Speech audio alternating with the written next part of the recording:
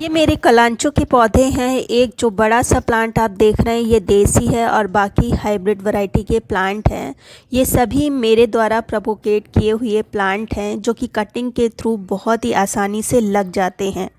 सभी को मैंने अगस्त में प्रोपोगेट किया था जो कि अब कलियां बिल्कुल खुलने को तैयार हैं, फ्लावरिंग स्टेज पर पहुंच चुके हैं। तो अगर आपके प्लांट में अभी तक फ्लावर बड बनना स्टार्ट नहीं हुई है या प्लांट की ग्रोथ कुछ रुक सी गई है तो कुछ चीज़ों का आप ध्यान रखिए।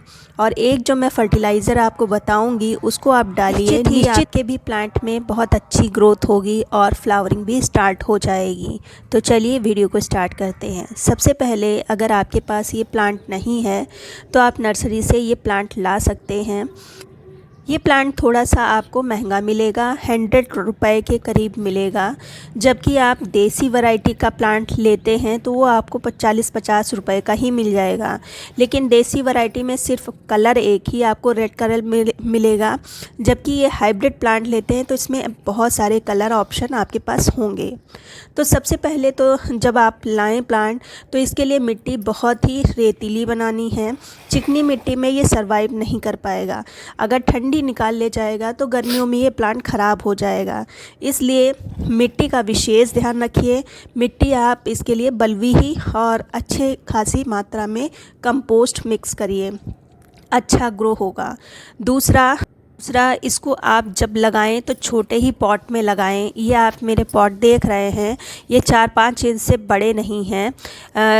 तो जब भी आप लगाएं तो बहुत ही ज़्यादा बड़े, ज़्यादा से ज़्यादा आप 8 इंच तक के पॉट का सिलेक्शन कीजिए। इसके लिए जितना बड़ा पॉट लेंगे फिर ओवर वाटरिंग के कारण आपका प्लांट ख़राब होगा, क्योंकि उतना ही पानी पड़ेगा और मॉइस्चर की अधिकता से प्लांट की पत्तियां हैं वो मुरझाने लगेंगी। तो इसलिए प्लांट आप छोटे ही पॉट में लगाइए। जब भी आप नर्सरी से लाते हैं तो उनका भी पॉट छोटा ही होता है। बहुत बड़े पॉट में आपने प्लांट को लगे हुए नहीं देखा होगा, इसलिए पॉट छोटा ही सेलेक्ट करिए। तीसरा, ये प्लांट बहुत ही हार्डी है। आप इसको एक पत्ती से भी ग्रो कर सकते हैं। आप ये मेरे नीचे देख रहे हैं, ये सब मेरे एक ही पत्ती से ग्रो हुए प्लांट हैं और मुश्किल से 15 दिन में इनमें रूटिंग स्टार्ट हो जाती है। फिर धीरे धीरे एक पत्ती से 2 पत्ती और फिर धीरे धीरे वो प्लांट कन्वर्ट हो जाता है। तो इसलिए इसकी पत्ती अगर टूट जाती हैं, जैसे सफाई करने में अक्सर पत्तियां टूट जाती हैं, तो उनको फेंके नहीं, मिट्टी में दबा दें। धीरे धीरे वो प्लांट का शेप ले लेगा। जो चौथा मुख्य काम है, इसको आपको फुल सनलाइट में रखना है। जितनी अच्छी धूप आप इसको दिखाएंगे सर्दियों की, उतने अच्छा प्लांट ग्रोथ करेगा और फ्लावरिंग उतनी ही जल्दी स्टार्ट होगी। इन चीज़ों का आप ध्यान रखिए। अब प्लांट की फ्लावरिंग के लिए और प्लांट की लीफी ग्रोथ के लिए कुछ चीज़ों की आवश्यकता होती है। मैंने जब इनको रिपॉट किया था तो कंपोस्ट के साथ में इसको रिपॉट किया था। अब कलियां भी आ गई हैं तो उस तरह की फर्टिलाइज़र देनी है। साथ ही साथ लीफी ग्रोथ भी अच्छी हो, क्योंकि जब तक प्लांट पर लीफ नहीं होती तब तक प्लांट देखने में अच्छा नहीं लगता। तो इसलिए अब मैं इस तरह की फर्टिलाइज़र दूंगी जिससे इसकी लीफ की ग्रोथ भी बहुत अच्छी हो और जो कलियां हैं उनमें जो फ्लावरिंग आए वो थोड़े दिन टिके। तो उसके लिए मैंने 1 लीटर पानी लिया है और ये नॉर्मल टैप वाटर है। और इसमें जो पहली चीज़ मैं डालूँगी ये है वर्मी कंपोस्ट। वर्मी कंपोस्ट में जानते ही हैं नाइट्रोजन बहुत ही अच्छी मात्रा में पाया जाता है। तो लीफी ग्रोथ के लिए नाइट्रोजन प्लांट के लिए बहुत ही ज़्यादा ज़रूरी होता है। तो ये मैंने लगभग 50 ग्राम के करीब डाला है और इसको हम पहले अच्छे से मिक्स कर देंगे पानी में।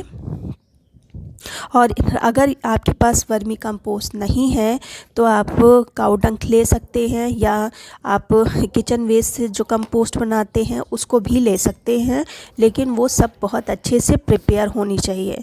फिर जो दूसरी चीज़ मैंने ली है ये है रेड पोटास। आपने देखा होगा मेरे प्लांट पर कलियां आ चुकी हैं, तो वो कलियां फ्लावर में कन्वर्ट हो, फ्लावर कुछ दिन तक टिका रहे। कुछ दिन क्या, इसके फ्लावर तो 1-2 महीने तक टिके रहते हैं।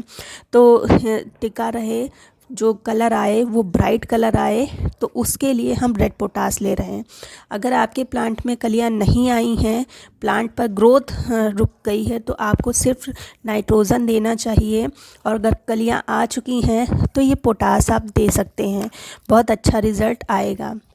दोनों को हम फिर से मिक्स कर देंगे और इसको लगभग आधा घंटा के लिए छोड़ देंगे, जिससे ये आपस में खूब अच्छे से मिक्स हो जाएगा और अपनी प्रॉपर्टीज़ पानी में छोड़ देगा। फिर हम इसको प्रयोग करेंगे। तो ये मैंने लगभग आधा घंटे के लिए रखा था। अब हम इसको डालेंगे। अभी देखिए मिट्टी मैंने सुबह के टाइम पानी इसको दिया था, चूँकि मेरे पॉट बहुत ही छोटे हैं तो मिट्टी बहुत ही जल्दी सूख जाती है। तो सुबह मुझे बहुत ज़्यादा ड्राई लग रही थी, इसलिए मैंने इसमें थोड़ा थोड़ा पानी दे दिया था। अब मैं इनमें थोड़ा थोड़ा और पानी दूंगी इस तरह से। और आप देख लीजिए, अगर पॉट आपका बहुत बड़ा है और फिर पानी दिया है तो थोड़ा सा मिट्टी सूख जाए तभी आप इस फर्टिलाइज़र को दीजिए। ओवर वाटरिंग बिल्कुल भी इस प्लांट में मत करिए, क्योंकि पानी की अधिकता से ये प्लांट ख़राब होता है। अब बात कर लेते हैं कि अगर आपके प्लांट में कोई पेस्ट लगा है, इंसेक्ट्स लगा है, वैसे तो इसमें किसी भी तरह की कोई बीमारी नहीं होती, लेकिन फिर भी अगर आपके प्लांट में मिलीबग वगैरह लगी है तो नीम ऑयल का प्रयोग कर सकते हैं। अगर मात्रा बहुत ज़्यादा है पेस्ट की तो इमीडा का प्रयोग आप करिए। में फंगस के कारण प्लांट ख़राब होता है, इसलिए पानी बहुत ही संभाल के डालिए और 7-7 दिन पर फंगीसाइड का आप स्प्रे करते रहेंगे तो आपका प्लांट कभी भी ख़राब नहीं होगा। दूसरा, और साथ ही साथ अगर आपका प्लांट पुराना है तो उसी प्लांट से फ्लावरिंग लेने की बजाय आप उसकी कटिंग लगा दीजिए, क्योंकि पुराने प्लांट लैगी हो जाता है जो कि देखने में नहीं अच्छा लगता। और जब आप कटिंग से प्लांट को प्रोपोगेट करते हैं तो उसका जो कॉम्पैक्ट लुक आता है वो बहुत सुंदर लगता है। आप देखिए, ये मेरा पुराना प्लांट है, मदर प्लांट जिसको कहा जा सकता है। ये मेरे ख्याल से 3 साल पुराना ये मेरा मदर प्लांट है। इसी से कटिंग ले लेके ये मैंने सारे प्लांट्स बनाए हैं, जो कि देखने में बहुत ही खूबसूरत लग रहे हैं। जबकि मदर प्लांट थोड़ा सा लैगी हो गया है। तो अगर आप चाहते हैं कि प्लांट देखने में भी बहुत खूबसूरत लगे और फ्लावर भी देता रहे, तो आप अगस्त के करीब, जब बरसात स्टार्ट हो जाए, तब आप इसकी कटिंग लगाना स्टार्ट कर दें।